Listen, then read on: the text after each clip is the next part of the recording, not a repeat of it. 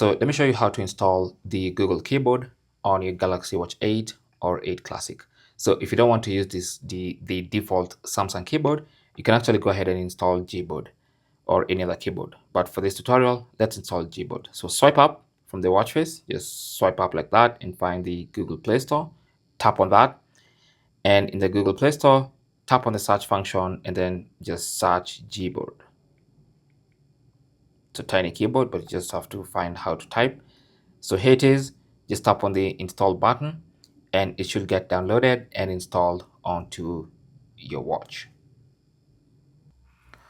So once it's done installing, to use it, you can just change the default keyboard. So you can go into settings and then scroll on the main settings page all the way down to general, tap on that, and then go to Samsung keyboard.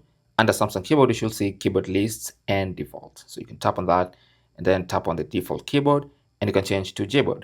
So that's going to be your default keyboard for your Galaxy Watch 8 or 8 Classic. Thanks for watching.